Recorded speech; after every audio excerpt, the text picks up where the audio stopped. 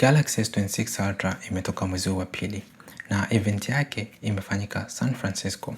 Kwenye hii event keynote ambayo imefanyika, nimeangalia keynote nzima na nimeanalyze vitu ambavyo nilikuwa natamani wewe uweze kuvielewa. Na kama ulikuwa unataka kununua hii simu, ni wakati sahihi wewe kuangalia hii video mpaka mwisho.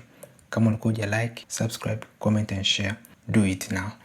Kuna kitu ambacho nilikuwa nataka kukuambia kabla sijaanza kuzielezea hizo features zote.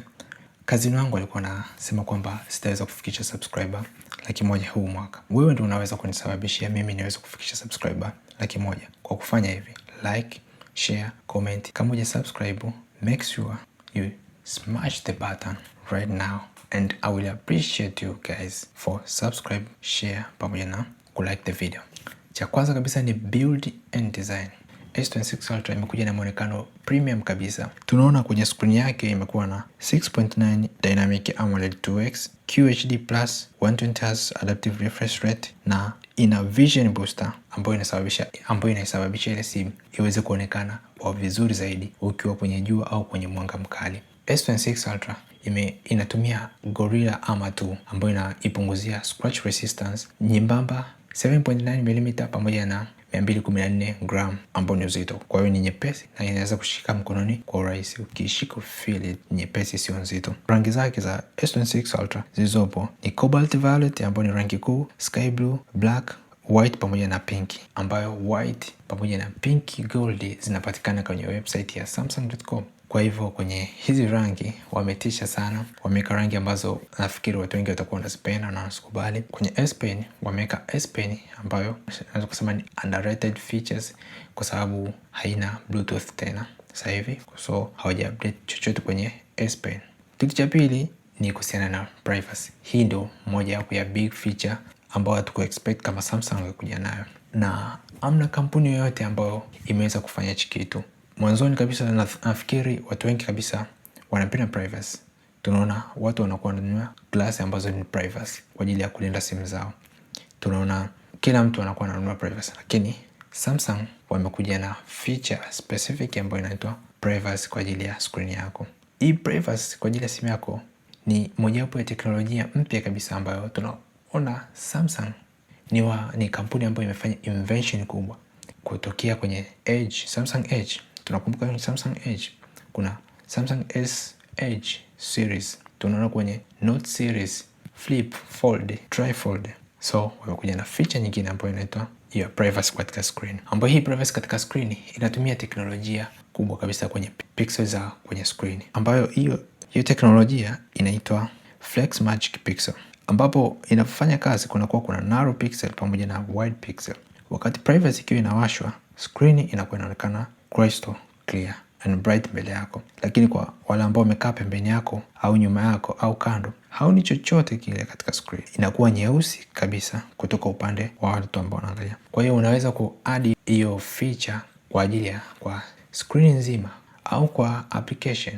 Mfano, unaweza kuweka kwenye WhatsApp, unaweza kuweka kwenye Instagram au any application ambayo ulikuwa unataka kuiweka. Unaweza pia ukaweka kwenye notification. Kwa hiyo kama ukiona notification, ukipata notification, pale kwenye notification panakuwa pana ule ugiza, mtu hawezi, panakuwa na privacy. Mtu wa pembeni au wa nyuma hawezi kuona chochote. Hii ni feature nzuri sana ambayo mimi mwenyewe nimeelewa. Ni vema kwa kampuni nyingine ambazo zinataka privacy, kwa sababu tunajua kuna watu wengine hawapendi privacy wakiwa katika mikusanyiko ya watu, wakiwa katika mabasi, wakiwa katika train ama maofisini. Kwa ni wakati sahihi kumwekea mtu privacy. Na fikiri pia kitu kingine ambacho nimesahau kabla sijaendelea, unaweza kuweka privacy katika password, ambapo ni great features kwenye application kama hizo ambazo tumesema, ni kwa mfano kama banking applications, WhatsApp na nyingine nyingi ambazo unaweza ukaziweka wewe kama wewe. Feature nzuri kabisa ambayo nimeipenda. Feature nyingine ni kuhusiana na performance pamoja na AI. Samsung Galaxy S26 Ultra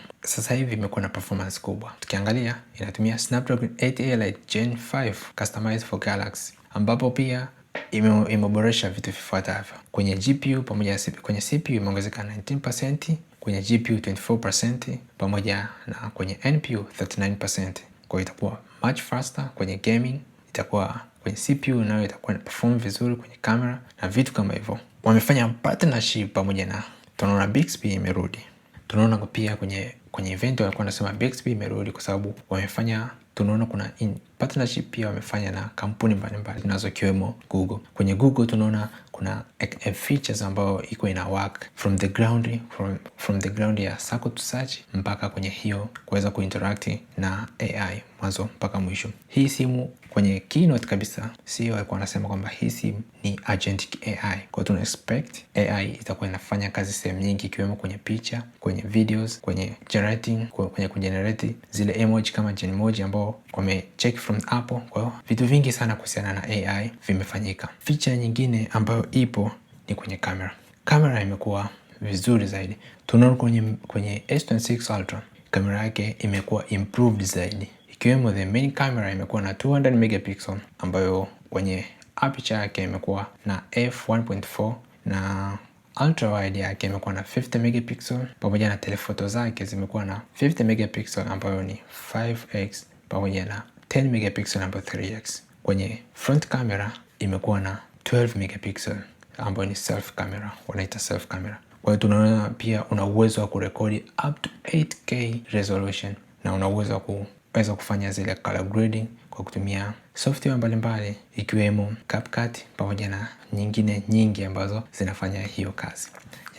Kwenye battery pamoja na charging, S26 Ultra wameboresha zaidi katika charging pamoja na battery. Battery tunaona ni kama ile la mwaka wa jana ambayo ni 500 mAh battery. Pia imeongezewa vapor chamber. Vapor chamber yake ni kubwa kwa ajili ya cool kwa sababu simu ile itakuwa inafanya performance sana kwenye AI pamoja na kwenye gaming. Walikuwa wana advertise kwenye AI pamoja na gaming kwa kuonyesha zile vapor chamber ambao ni kubwa. Wanasema wametengeneza vapor chamber ambayo ilitengenezwa na kampuni nyingine ambayo ni kubwa kabisa, itakaweza kuwa inasababisha simu iweze kufanya performance ya hali ya juu na nzuri kabisa. Kwenye battery unaweza kuicharge kwa watts instead ambayo ni wired. Unaweza ukaichaji simu nyingine kwa uka reverse wireless na pia ukaichaji ile simu mpaka 75% kwa dakika 30. Kwa tuna expect simu itakuwa vizuri sana kwenye charge. Walikuwa wanasema kwamba unaweza ka watch video playback mpaka masaa 30 kwa siku. So that is a good. Kwa hiyo sisi customer tunakuwa tunawini. Kwenye Galaxy Buds 4 tunaona feature kubwa ambayo ilikuwa inaonekana pale ni kuhusiana na active noise cancellation including AI, pia head shake. Kwa unaweza ukashake head. I think in feature ambayo ilikuwa ipo kwenye AirPods ambazo ni za Apple. Kwa hiyo unaweza ukakata simu, ukapokea simu, vitu kama hivyo. Base yake ni kubwa. Active noise cancellation is great. Everything is nice. Kwa hiyo we expect this product is zinapatikana katika website yao ya samsung.com, na wale watu ambao wanaweza kupreorder wanaweza kupreorder hizi. Bei zake ni hizi hapa, from S26, S26 Plus, S26 Ultra, Galaxy Buds series zilizoko hapa. Unaweza kuziona katika screen, na natamani kujua maoni yako. S26 Ultra yapoje? Je, unatamani kununua S26 au unasubiria S26 ishuke bei au unanunua S25? So hakikisha subscribe, like na kushare na wengine. Catch you in the next one. Stay tuned for the review. Hii ni Impression.